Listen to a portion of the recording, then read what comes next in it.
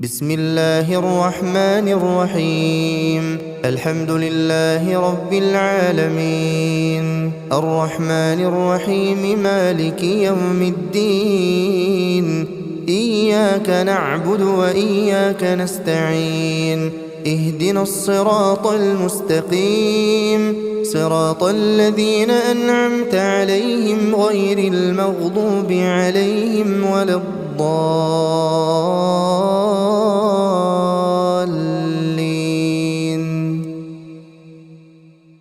حبايبي يا حلوين، يا رب تكونوا بهنا وخير وصحة وسعادة. جيت لكم النهاردة بفيديو جديد وروتين حلو زيكم مشجع. جينا للشتاء بقى وبرد الشتاء، وبصوا يعني انا مستقبلة الشتاء ما شاء الله بالبرد انا وسيليا، فالحمد لله يعني. عشان تغيير الجو، زي ما انتوا عارفين يا بنات، الجو دلوقتي بقى بيسقع شوية وفي نسبة رطوبة حلوة كده بالليل. فأقل حاجة أنا بصراحة أنا وسيليا بنتعب من أقل حاجة، فالحمد لله يعني جالنا برد. فبنستقبل زي ما انا بقولكوا كده الشتاء بالبرد بتاعنا، بيقعد معانا لحد ما يخلص الشتاء واحنا في البرد يعني. فالحمد لله على كل حال. فحبيت بقى ان انا اعمل اوضة النوم كده وانضفها تنظيفة عميقة، علشان زي ما انا قلت لكم دي تنظيفات الشتاء يا بنات. معلش انا بقطع شوية، بس دي تنظيفات الشتاء اللي هتخلينا نقعد مثلا كام شهر كده، زي ايه، الدببة لما بتقعد كده فترة حلوين نايمين. فاحنا برضو بنقعد مثلا 4 شهور ولا حاجة ننضف من على الوش، يعني احنا مش بنبقى معفنين، انتوا فاهمين. بس خاطر مثلا ايه، هتغيري ملاية، هتمسحي مسحة مثلا خفيفة، هتمسكي السجاد تلمعيه وتحطيه تاني وهكذا. لكن مش بيبقى مثلا انتي بتغسلي سجاد، مش مثلا بتبقي تمسحي الأوضة مسحة عميقة، انتوا فاهمين. مثلا مش بتاخدي الدولاب تنضفيه وتطبقي الهدوم بتاعته وترجعها تاني وهكذا. بتنقلي مثلا الصيف من الشتاء الهدوم بتاعتك، فبتبقى التنظيف تنظيف من على الوش كده، لكن مش تنظيف عميق، مش مثلا بتمسكي تهدي نفسك كل مرة، انتوا فاهمين. بس فربنا يقوينا كده ونخلص الحاجة بتاعتنا ويدينا طاقة كده. وانا بصراحة باخد طاقة ايجابية كده لما بشغل قرآن وبفضل اعمل الحاجة بتاعتي كده. بحس بصوا ان انا يعني فرحانة جدا وانا بعمل الحاجة وبخلص الحاجة بتاعت البيت بتاعتي. فجربي الموضوع ده وانت والله بجد هتحسي ان انت عندك طاقة كده ونفسيتك مستريحة جدا وانت بتعملي الحاجة بتاعت البيت، وحاسة ان انت بتعمليها وانت ايه يعني فرحانة، مش وانت مثلا مجبرة ان انت تعملي الحاجة دي وعايزة تخلصي منها وخلاص. بس فربنا يدينا كده القوة من عنده ونخلص حاجتنا. فطلعت طبعا ملاية سرير وابتديت ان انا افرشها. والملاية دي انا بحبها جدا جدا، بحس كده بفرحة كده وبهجة للسرير، لان هي احمر في اسود. بحس بجد ان انا فرحانة اوي وانا بفرشها. دي من الملايات المميزة بالنسبة لي، اللي بحب ان انا افرشها على طول. يعني مش على طول اللي هو بستهلكها، لكن بحب ان انا كل فترة كده اقوم فرشاها. بحس ان انا فرحانة وانا فرشاها، فاهمين. في ملايات كده يا بنات انتي بتحبي ان انتي تشوفيها مثلا على السراير بتاعتك. انا من ضمن اللي انا بفرح ان انا فرشاها هي الملاية دي. بس فطبعا فرشت الملاية وانا بفرشها كده من قدام الكورنيش بتاعها او اي حاجة مثلا تطريز، بفرشها من قدام علشان خاطر اللي داخل من الأوضة يشوف شكل الملاية وهي مفروشة. فانا ببقى اللي هو حطاها عكس، يعني هي ممكن لو انتي مثلا راكنة السرير عندك مركون مش مفتوح الاتنين قصاد بعض كده، فانتي عادي ممكن تحطيها على جنب واحد، لكن انا بعكسها الملاية وبخليها من الوش، فاهمين حاجة؟ وبس حطيت المخادد، وكنت غاسلة المخدة اللي هي الفرو دي، فكانت نضيفة، ولمعتها وظبطتها وسرحت شعرها كمان علشان خاطر احس ان هي بقت امورة كده، فاهمين؟ بس رحت على الكومودينو بقى اللي جنب السرير، ولمعته، حطيت عليه ملمع ازاز، ولمعت الازاز بتاعه، وطلعت برضو الازاز، ولمعت الكومودينو ذات نفسه، وبعد كده رجعت الازاز، ورجعت كمان المفرش اللي كان عليه، وهعمل نفس الكلام في الكومود التاني.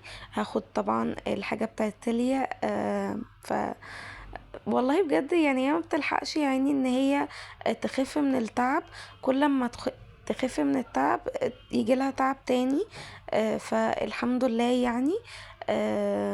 بس هي الفترة دي بجد تعبانة قوي علشان التسنين، وعلشان خاطر كمان جالها برد واحتقان في الزور، ادعوا لها ان هي ربنا يشفيها ويحفظها ليا ويبارك لي فيها يعني.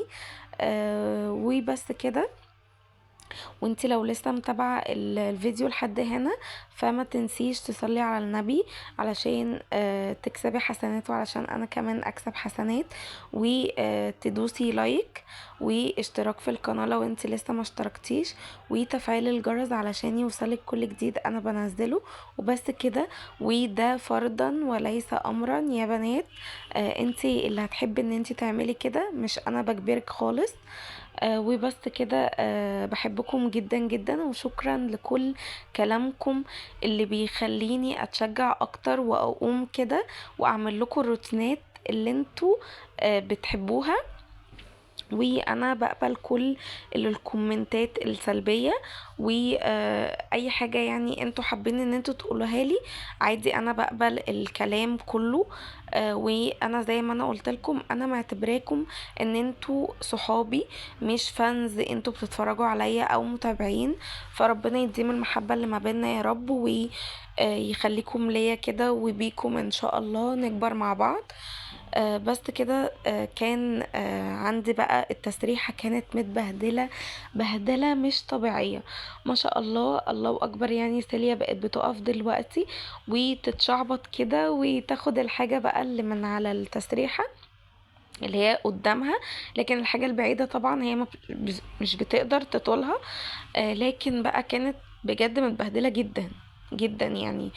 كان كل الليمون الروج في ناحية، كان حاجات وقع على بعض، فمسكتها كده، وبعد كده لمعت كل حاجة كانت على التسريحة، و حطيتها طبعا تاني.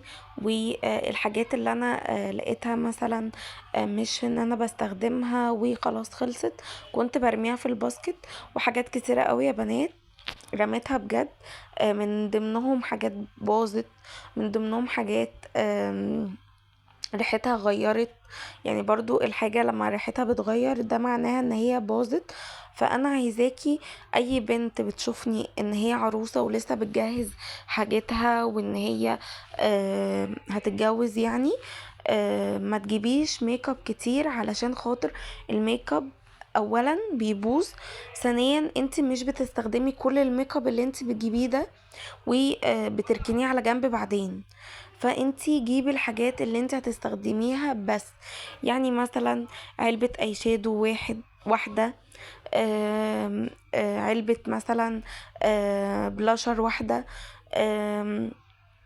علبة كونتور واحدة، علبة كومباكت باودر برضو واحدة. هاتي الضغط او هاتي الباودر السايب ده براحتك، شوفي انت بتستريحي لانهي، فما تكتريش في الحاجة. غير مثلا انت لو بتحبي الميك اب زيي، او مجنونة بيه، هتلاقي نفسك انت لوحدك بتشتري الحاجة بس علشان خاطر انت مثلا ممكن تكوني بتحبي ان انت تعملي ميك اب كتير، فاهمين؟ لكن انا كنت مجنونة بالميك اب وما زالت لحد دلوقتي انا بحب الميك اب جدا، وبحب اعمل الميك اب اللي هو مش السيمبل، لا خالص، بحب الميك اب الجريء. فهتلاقيني على طول مثلا بجيب ميك اب، بشتري ميك اب. لكن انا بقولك لو انتي مش بتعرفي تعملي ميك اب وبتحبي الميك اب السيمبل، فهاتي حاجات سيمبل زيك، وهاتي حاجات هتقضيكي مثلا بتاع سنتين تلاتة، مش اكتر من كده يا بنات، علشان زي ما انا بقولكوا الحاجة بتبوظ وبتغير اللون بتاعها وبيغير الريحة بتاعتها، فبتبوظ، فغلط جدا على البشرة بتاعتك. علشان خاطر احنا بنحط الحاجة دي على بشرتنا، فاهمين؟ فلو انتي جبت الحاجة كتير وما استخدمتهاش بتبوظ وبتبهدل بعد كده بشرتك، بتطلع حبوب، بتخلي المسام مسدودة، بتعمل حاجات كتيرة جدا جدا للبشرة. فربنا يحفظنا يا رب، ونفضل كده على طول مهتمين ببشرتنا وبنفسنا. والميك اب ده يعني حاجة كده اختراع جديد. احنا كده كده من غير ميك اب ما شاء الله عسلات وحلوين. فهو بس يا دوبك بس بيحلينا نسبة بسيطة، مش اكتر من كده يا بنات، يعني علشان خاطر نبقى عندنا ثبات كده ان احنا ايه، امارات من غير ميك اب. بس فطبعا رجعت كل حاجة على التسريحة تاني وحطيتها ونضفتها، يعني كل بجد الميك اب انا نضفته حتى من جوه ورجعته تاني. وحطيت طبعا الحاجة، وبعد ما انا حطيت الحاجة يعني ما شاء الله سيليا جت وخربت لي الحاجة دي تاني، بس على قلبي والله زي العسل، وتعيش وتخرب او تعيش وتبهدل. كده كده هي لسه صغنونة يا بنات، فانا ان شاء الله لما تكبر وتبقى فاهمة ان الحاجة دي غلط او الحاجة دي لا ما تروحلهاش، انا طبعا همنعها وهفهمها. يعني انا دلوقتي سايباها براحتها علشان هي خاطر لسه نونو، لسه مش فاهمة ان ده مثلا غلط. انا بقول لها كخ، هي بتبعد مثلا من كلمة كخ، بس برضو مش فاهمة ان الحاجة دي خطرة، او مش فاهمة ان الحاجة دي ما ينفعش ان انت تروحي لها، فاهمين؟ لسه برضو بيبي صغنن، لسه مش فاهم ان الحاجة دي ممكن تسبب لك يا حبيبي مثلا لا قدر الله كسر، او مثلا حاجة ليك انت تتعبك، فاهمين؟ يعني اي حاجة سواء بقى مثلا حاجة ممكن هي تتشعبط عليها وتقع عليها، هي مش فاهمة ان الحاجة دي خطرة، فاهمين؟ لكن لما ان شاء الله تكبر شوية وتبقى فاهمة مثلا سنتين او 3، مثلا لما اقول لها الحاجات دي كيخ، الحاجات دي مثلا يا ماما ممكن تعورك، الحاجات دي ما ينفعش، هتبقى متقبلة ان انا اقول لها كده وهتفهمني. وطبعا هتبقى عنيدة شوية اكيد، وهتبقى برضو اللي هو لأ الحاجة دي عايزاها، بس هتبقى فاهمة شوية. حتى لو جيت زعقت لها هي هتبقى فاهمة ان انا بزعق لها للحاجة الغلط. فطبعا بصوا انتوا شايفين، يعني انا بقول لكم انا بمسح، هي ما شاء الله بتلف ورايا، يعني ما شاء الله بجد في الحتة دي هي اتزحلقت ووقعت. انا كل ما اشوف الحتة دي بجد بقعد اضحك كمية ضحك ان هي اتزحلقت وقعت، وبرضو مكملة المسيرة. وانا مش اللي هو ايه مش هقول لا، لا انا هكمل اللي انا بعمله وما توقفينيش، يعني حتى اتزحلقت او وقعت لا برضو انا هكمل اللي انا كنت رايحاله او كنت عايزاه.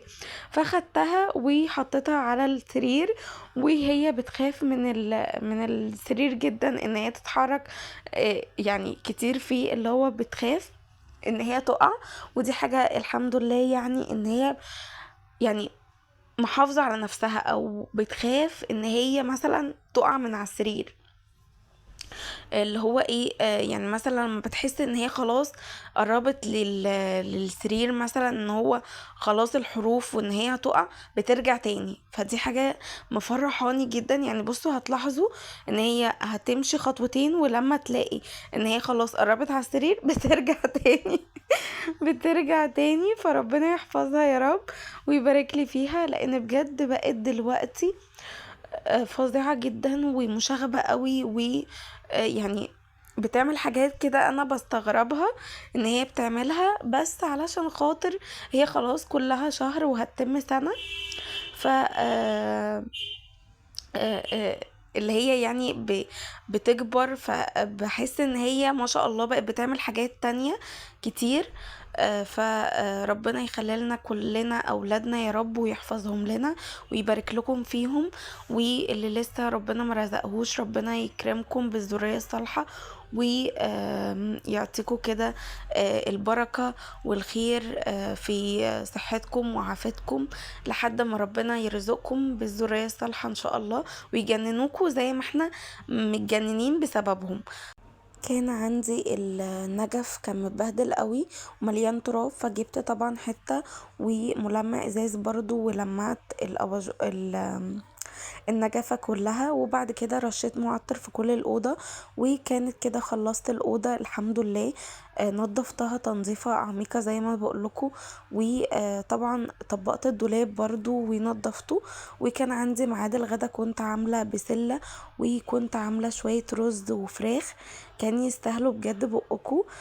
فكنت اللي هو كنت انا بحب اعمل البسلة اديها غلوتين كده، وبعد كده بحطها في قلب الصلصة. كنت عاملاها الصلصة بالبصل، وبعد كده حطيت 7 بهارات وشوية فلفل وشوية كمون ودجاج ماجي. وبعد كده حطيت عليها الصلصة، كانت متجمدة عندي شوية، بس نزلت عليها. وبعد كده حطيت البسلة وخدت معلقتين شوربة من الفراخ، وعملت شوية الرز. وبس كده يا بنات اكون خلصت الروتين بتاعي. استنوني في روتينات حلوة زيكم، وبحبكم قوي، والسلام عليكم ورحمة الله وبركاته.